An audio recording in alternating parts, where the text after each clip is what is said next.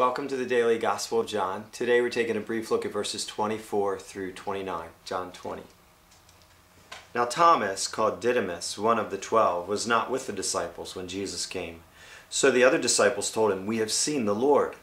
But he said to them, "Unless I see the nail marks in his hands, and put my finger where the nails were, and put my hand into his side, I will not believe it." A week later his disciples were in the house again, and Thomas was with them. Though the doors were locked, Jesus came and stood among them and said, "Peace be with you." Then he said to Thomas, "Put your finger here. See my hands? Reach out your hand and put it into my side. Stop doubting and believe." Thomas said to him, "My Lord and my God." Then Jesus told him, "Because you have seen me, you have believed. Blessed are those who have not seen and yet have believed." Awesome. Well, Thomas has a bad rap in the Gospels because we don't hear too much about him except here where he missed the first viewing of the resurrected Jesus, and now he's the doubter who has to see it for himself. But we shouldn't be too hard on Thomas. There's another account where we see Thomas in action in John 11, where Jesus has told the disciples that Lazarus, their friend, has died. And Jesus says, "Let's go to him. Let's go to Lazarus. He has died." And Thomas says, "Yes, let's all go and die together." He's thinking Jesus isn't going to heal him or raise him from the dead. He's thinking, oh, Jesus means we're all going to die and go wherever Lazarus is. But he's willing to do that. This is a strong guy. He's bold. He's willing to die with Jesus. He's that devoted. But Thomas is also one of those fact guys. He wants to see it for himself. He knows that human nature, being what it is subject to deception, even dishonesty when we want something to be so. And so he's the skeptic. But Jesus condescends to meet him where he is. And God knows whether our skepticism is stemming from a heart that would be receptive to truth, or a heart that really is using skepticism as a smokescreen.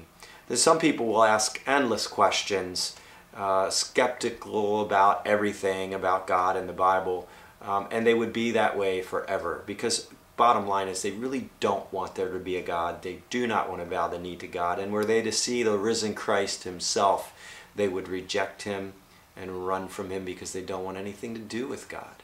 But there are others who have very legitimate questions. They need light cast upon their doubts, and they're asking from a heart of wanting to know the truth. And those people, when they are faced with the truth, will embrace the truth. So Thomas is one of those, because when Jesus says, "Look, here are the holes in my hands, touch them, see, put your hand here in my side, see, it's me, Thomas." Thomas then says, "My Lord and my God." Words of worship. Often in the New Testament we see words of worship. We see people bowing down and worshiping Jesus, which is strong evidence for his claim to be deity, the Trinity. See, if Jesus didn't believe that he was deity, that he was God, it would have been blasphemy for him to receive worship of others. For a human to receive worship, or for even an angel to receive worship, is flat out blasphemy.